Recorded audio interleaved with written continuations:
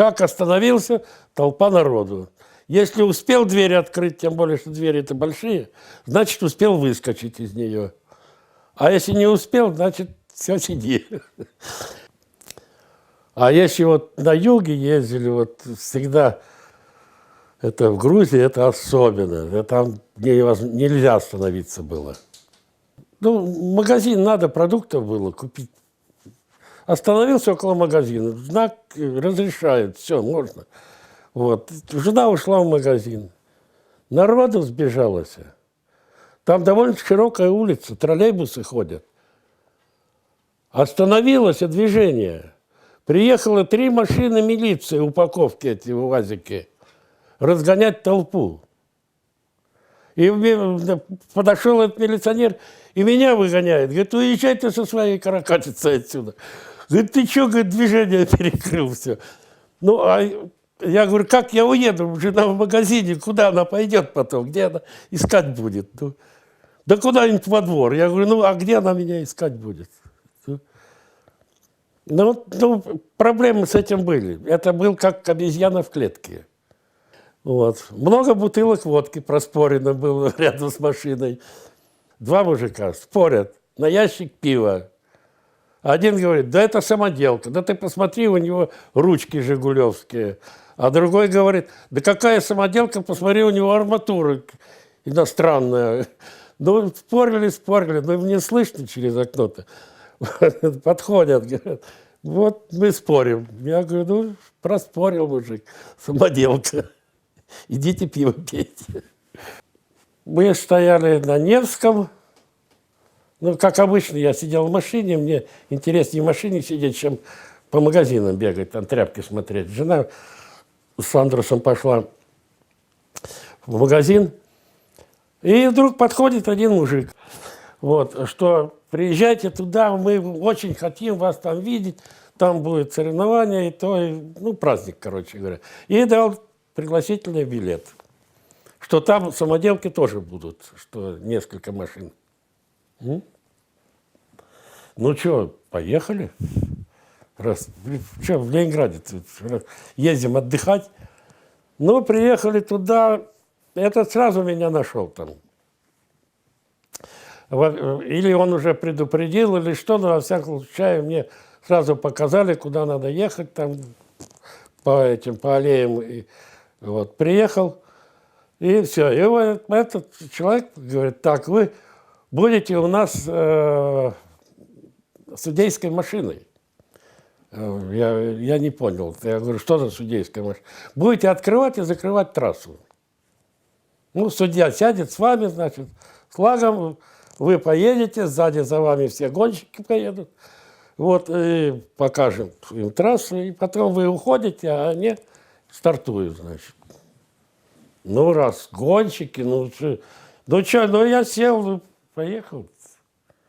Ну, повороты, я смотрю, что у меня этот судья немножко уже джим-джим, вот, а я еще ехал нормально, еще, как говорится, можно было безо всяких фокусов ехать. Вот. Ну и все, я чуть добавил и смотрю, ну, эти тоже спортсмены не отстают, а там один поворот такой был затяжной, и сделаны с досок такая заезд и стенка. Ну и когда вот где-то было, ну, 110, наверное, было, не больше. Вот, потому что у меня она стояла еще, она не шла ни боком, ничего, ни юзом, как шла, так спокойно поворачивал. А в зеркало смотрел, слыхал шум какой-то. Какой-то залез на стенку и упал. Все-таки на стенку, если бы была бы больше скорость, может быть, он спустился бы. А все-таки не такая большая скорость была. Но судья, конечно, был бледный и даже проморгал этот момент сказать, когда уходить. И сразу меня туда. 2 машины там ковырнулись. Ну, подходят люди, спрашивают, пластмассу, о, да, дрянь, расколется и все такое. Ну, особенно, я говорю, вот, особенно на юге, это там вообще страшно с этим делом. Ну, я спокойно могу, захожу на капот ногами, на крышу, потопал там. Я говорю, теперь ты, говорю, иди на свою «Жигули» встань. Мы возвращались с юга через Москву. И остановились в кемпинге. Ну, естественно, не успели остановиться. У меня еще прицеп был, скиф сзади. Не успели остановиться, и сразу толпа народу. Это уже я привыкший был к этому. Ребята, я говорю, сейчас дайте я палатку поставлю, и я вам все расскажу, все объясню. Ну, все вроде бы, как говорится, ну, не успеваешь. Там одни ушли, другие пришли, и все время. Разговаривать можно все время.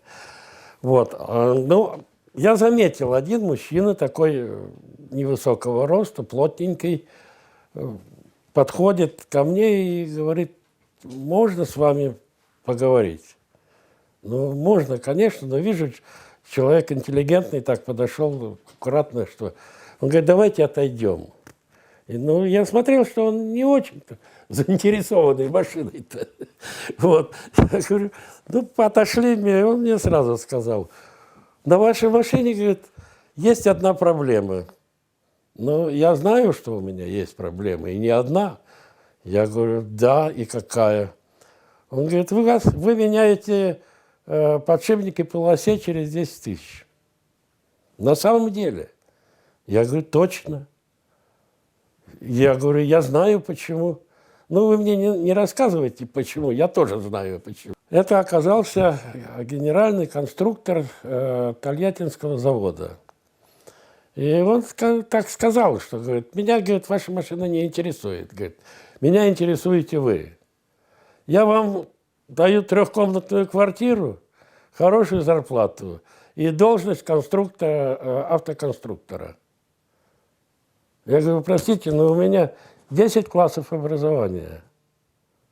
И это как чертова школа милиции, которая никому не нужна. Он говорит, мне не нужно, говорит, ваше образование, говорит. Мне нужна ваша голова.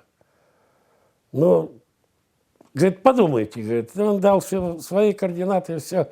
Но я подумал, ну, а слушай, хорошо, сейчас он уже пожилой мужик. Ну, хорошо, 5 лет он еще поработает, уйдет на пенсию. Меня без документа вот этого вот красной книжки под зад коленом и выкинут с этого завода.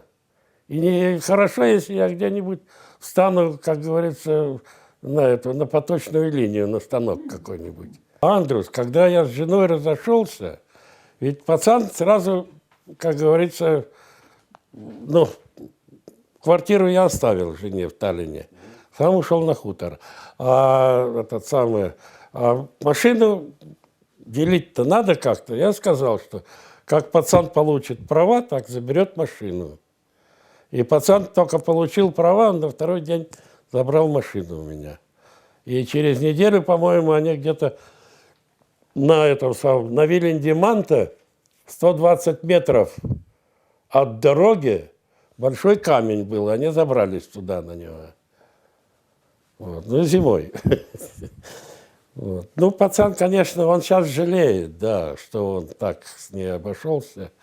Вот. Он потом поменялся как-то, я даже не знаю этой точной системы, что... Были желающие купить, продать нельзя было. А машина была без права отчуждения. По доверенности можно было, вот, а продать нельзя. Вот я у Андруса поймал раз. Смотрю, приехал на базар, на центральный рынок. Смотрю, стоит моя машина. Но я знаю, что это у Андруса она, и все. Заглядываю вовнутрь, там ужас один. Задних сидений нету. Грязно. Внутри, значит, где задний мост, там все провалившись, и такая брус, прикрученный проволокой. Задний мост, значит, привязан проволокой. Я не помню, что я тогда сделал. Я ее угнал оттуда. И вот после этого он, наверное, поменялся с этим. Ну да, мою машину забрал тот парень, который делал третью машину. Ну, это, по идее, там был уже, по-моему, 4-й или 5-й хозяин. Она перепродавалась все время. Вот. Но он рядом тут со мной жил, в деревне. И частенько консультировались, я ему показывал, рассказывал. И он, не знаю, что, но он сделал машину, закончил и даже ездил на ней. А потом он, не знаю, там, может быть, Андрус доплатил или что, не знаю. Но каким-то образом, в общем, моя машина оказалась у него. Он взял, отрезал, пополам разрезал кузов и начал к ней пристраивать металлические детали. И в конце концов выбросил.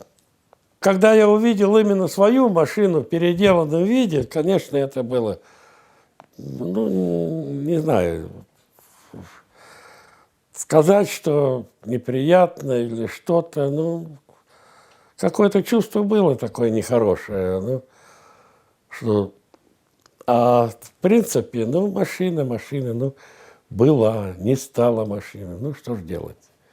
Люди тоже умирают, так же и машины умирают. Андрус хотел, давай, батя, восстановим, что я ее у Ары куплю. Ну, слушай, такую развалюху дешевле сделать вот эту болванку новую, и можно делать 10 штук. Я бы сделал все-таки новый кузов. Такого же типа, новый. Это быстрее было бы и качественнее. А так дорогу машина держала идеально, можно сказать. Я еще не, вот после Аяра, я еще не встретил машину, не ездил на машине, на которой я бы мог ехать так, как я ездил на Аяре. Потому что по Ленинградке я на Аяре боком ехал километров 5 или 6. Форменным образом машина шла боком. И когда две машины ушли в кювет, испугавшись того, что я сейчас крутиться или что-то начну, тогда до меня дошло, что я людей пугаю уже. Но интересная молодость все-таки была. Поэтому мне вот это все время, мне интересно возиться с машинами. Это у меня хобби. Это, я не могу сказать, чтобы это был, допустим, заработок. Конечно, ничего против не имеешь.